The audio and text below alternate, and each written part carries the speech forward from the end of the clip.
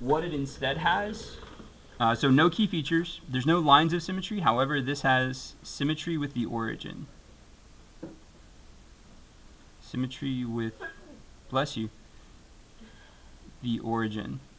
And that is going to come in important about 3 weeks' time when we talk about things called even and odd functions. The type of symmetry is a big way that you can figure that out.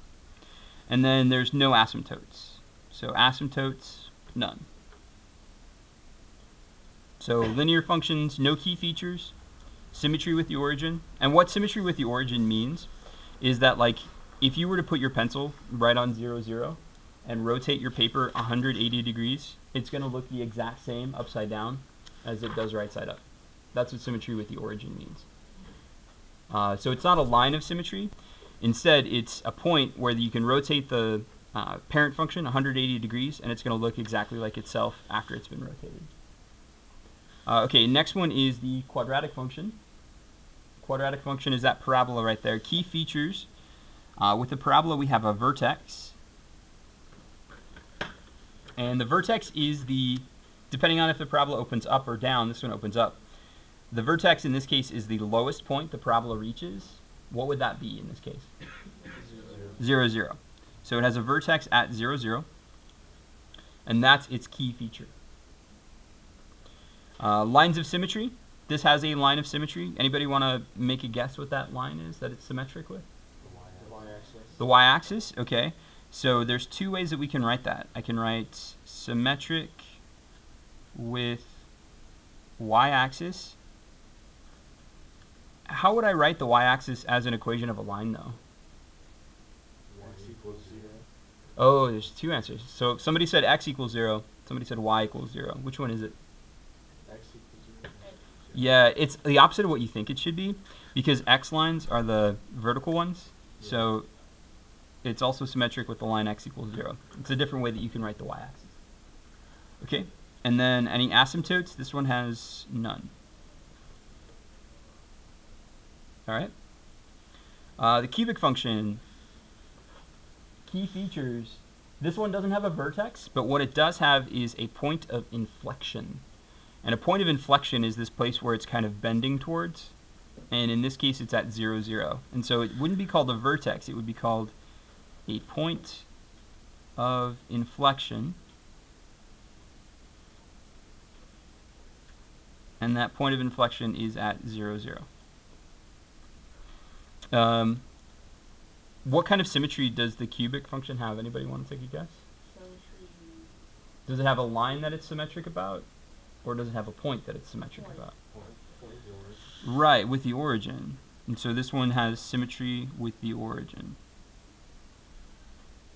Symmetry is one of those words I always am certain I'm spelling it wrong, but if I'm spelling it wrong here, I spelled it wrong there. So it's still possible, but I at least have a little bit of a system. Okay, and then this one has no asymptotes. None. Okay, next one is the exponential function, 2 to the x.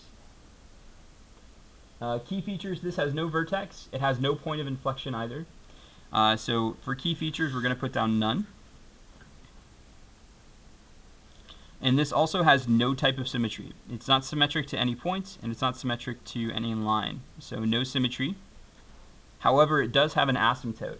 And an asymptote is a value that the function approaches but never crosses and never touches. Which would be 0. X equals 0. X equals 0 is this one. Y equals 0. Y equals 0. So it has an asymptote at y equals 0. Now I feel bad about mixing I know. It's an easy thing to do. I've been at meetings of math teachers before where math teachers messed it up, and like it got real. Yeah. Yeah.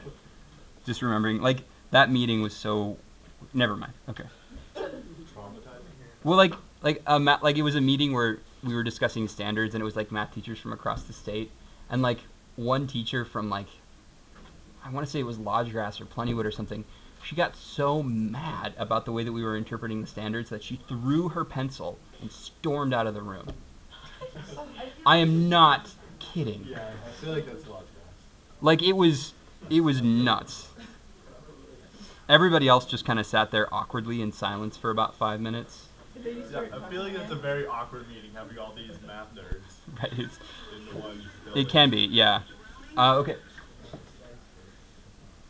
All right, so we're looking at the absolute value function next. Absolute value function, key features, this has a vertex, just like the parabola.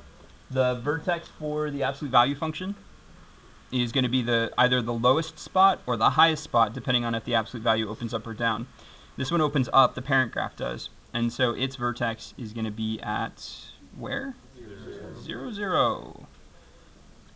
These parent functions have like a lot of similarities between them. This one has a line of symmetry. It's symmetric with the y-axis, which is also what line? Yep, so symmetric with the y-axis or with the line x equal to 0. And there are no asymptotes for the absolute value function. There are none. Okay. Next is the reciprocal function. The reciprocal function, we have no vertices.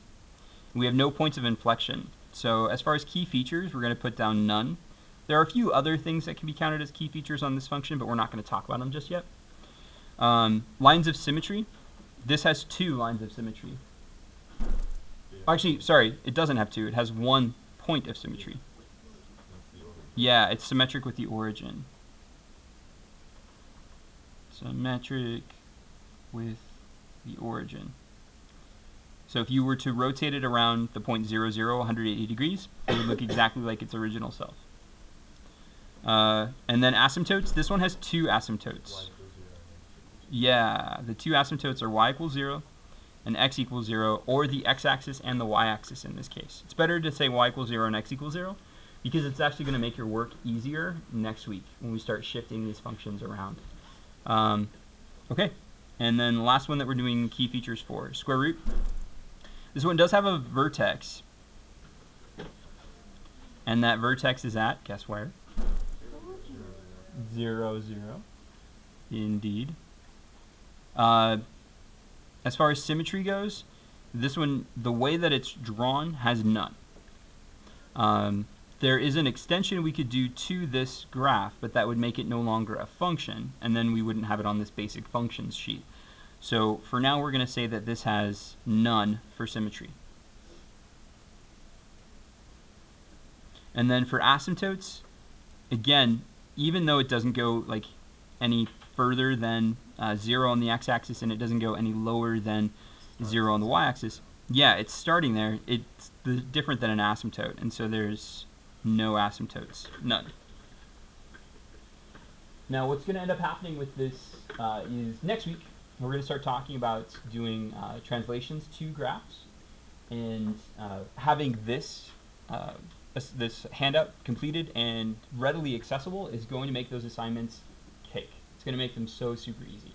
If you do not have this assignment readily available or completed, it's going to make it a little more difficult. But yesterday's notes and today's notes, yesterday's notes are already on YouTube and on, oh, I haven't added them to Classroom yet, but they're on YouTube. And then today's notes are going to go on YouTube later today too. So if you lose this piece of paper, you can make a new one just using those lecture notes, right? Okay, cool. That's it for notes for today. I, however, do have an assignment to give you guys. It's not that bad.